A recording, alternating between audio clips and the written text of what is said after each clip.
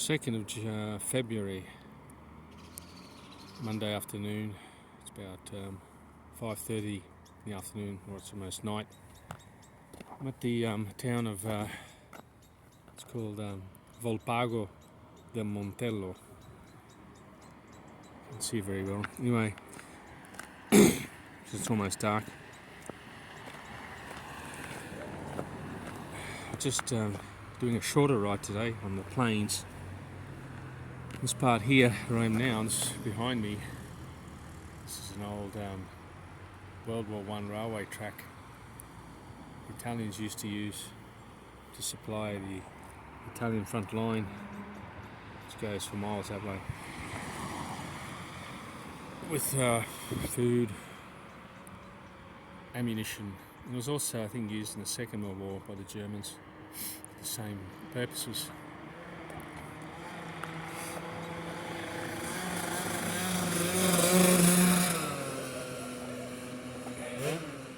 In Italy, this young guy just rode by on a Vespa, or a souped up one. He's modified the engine. You can hear that. It's not supposed to do more than 40k, but they modify the engines. They stink. They do about 60. Plus he was riding with no lights. Every day you get these horrific accidents on roads, young people dying. I think more so than in Anglo-Saxon countries here. Now everyone drives through stop signs. They don't give way. Drive all over the road on the phone. That phone camera security measure that Australia put in, where you've got cameras which surveil people on the roads as they drive, if they're using their phones or not. Hasn't happened here yet. So everyone drives to the phone, talking on the phone still. It's pretty bad. Plus they go through stop signs.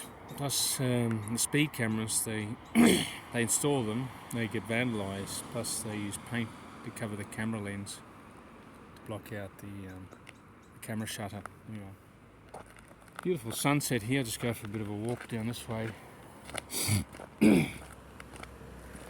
Get away from the traffic.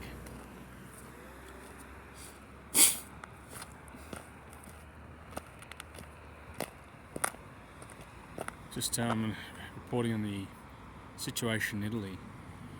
The president of Italy, it's like the equivalent of the Governor General of a Commonwealth country, where he has reserved powers. It's mainly ceremonial. They couldn't come to an agreement amongst themselves, or the factions. They voted 8 times. They went through the hidden curtains to cast their vote 8 times, and each time, I don't know what it was, they couldn't get a majority. They couldn't get quorum, all these rules that you have for parliamentary voting. So they asked the outgoing president Mattarella if he'd do it again, another 4 or 5 years. I think they're in 4 or 5 years. He's 80 years of old, so I think 80 years of age. I don't think he particularly wanted to do it. But they're focusing on the wrong things. I mean, people just couldn't. It doesn't matter who you put in as the president of Italy here. All these, it's a business behind me, and I think he's gone broke as well. As you can see, there's no activity going on there.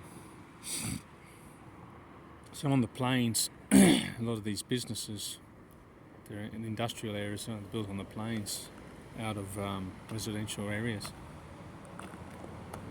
And with these costs in oil, gas, they call it gasoil or diesel oil, gas for heating, people can't cover the costs. I mean, I work at a swimming complex. The water comes from under the ground. We've got a well. It comes from under the ground at 12 degrees.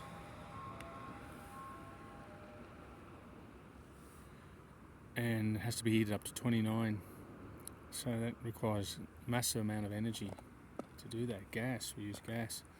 Consume about daily 300, peak season, we're in the middle of winter now, 300 to 400 cubic meters of gas a day. We're paying 33 cents a cubic meter Okay, now it's $2. It's gone up 400%. So Sunday we're shut, along with other pools, as a protest. Other swimming complexes protesting that not getting any support from institutions. But what can you do? Gas. Italy isn't a producer of gas. They have to import it. He once had nuclear power here up until 1981, and it got voted out. Got decommissioned, the nuclear plant. I don't know where it was, but with the technology now, I think it's an alternative. You can build them. Gas, we have to import it. Most of it comes from Russia, 30% from Norway, 15%, 20% at least from North Africa. That's why you've got the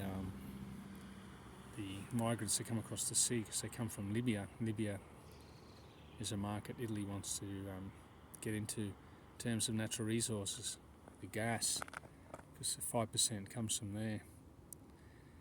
And so they have to, I think, accept these migrants. They come from North Africa without any documents. I mean, what's the point of having a passport? You've got to know, if you let people are into freedom of movement of anyone, like in Europe as well. I can walk across, ride my bike 5 hours that way. I'm in Austria. Was there a couple of years ago. Caught the train to Linz, didn't require a passport. If they came and checked us, we were Italians. So European citizens, we have the freedom of movement law. I can work there. Doesn't make really any sense. Might be good in terms of tariffs and trade, but I mean, you go use the same money, but I don't speak German, and the Austrians don't speak Italian, and they're not particularly interested. They have a different work culture, different social attitude, different ways of doing business. But if you look at a better union, would have been an Anglo-Saxon one: Canada, the United States, Great Britain, Australia, New Zealand, South Africa, because they're culturally similar. English common law. Here you've got in Europe hundreds and hundreds of years of history, different history. Anyway, this is a short video today. You see this little Fiat come past. Actually, it wasn't a Fiat, it's a car that doesn't require a license, which is pretty cool.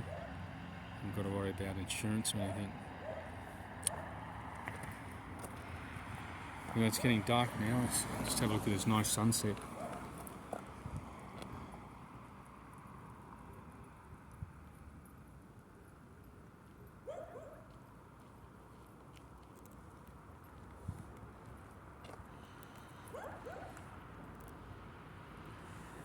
Pretty cool.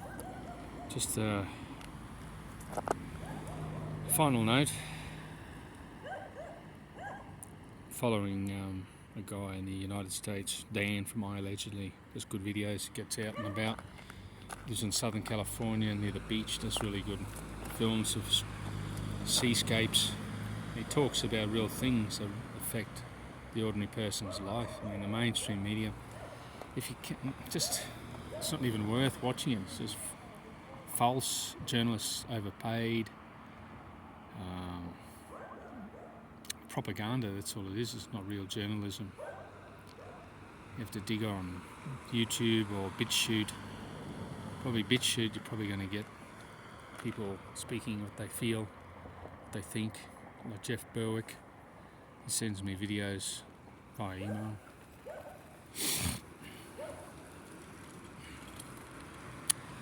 And I watch him.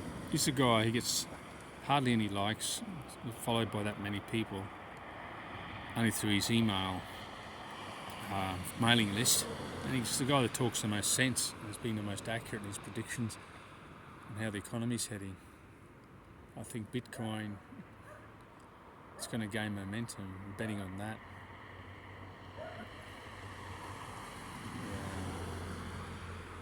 The blockchain, even I read an article today, Norwegian central bank wants to use the Bitcoin SV blockchain to do, micropayments, something similar to a MasterCard. If you don't know much about Bitcoin, Bitcoin SV was the fork of Bitcoin, from Bitcoin Cash to Bitcoin Satoshi Vision, which is basically, they don't say they're a cryptocurrency, they say they're a mechanism on the blockchain for doing micropayments. I used it the other day. It was instantaneous and it cost 0.002 of a Bitcoin SV. Basically, it was five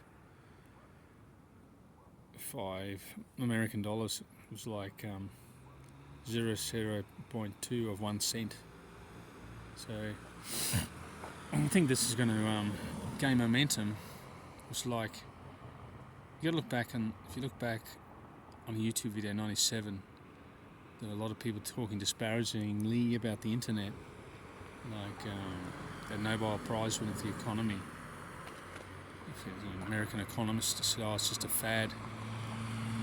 The same thing they said about phones, mobile phones, especially internet. The internet was just seen as like a trendy thing, and now we can't live without it, more or less. And how do you do business without the internet these days? And I think there's Bitcoin.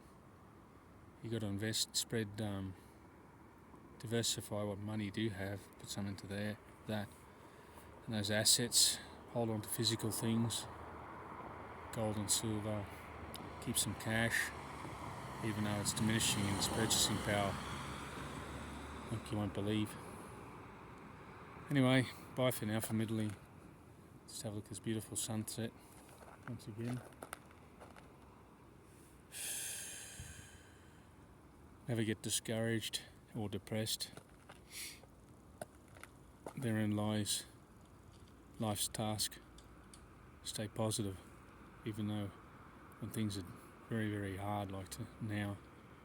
See, people aren't admitting it, but where there's massive uncertainty, a lot of people don't have a clue what's going on.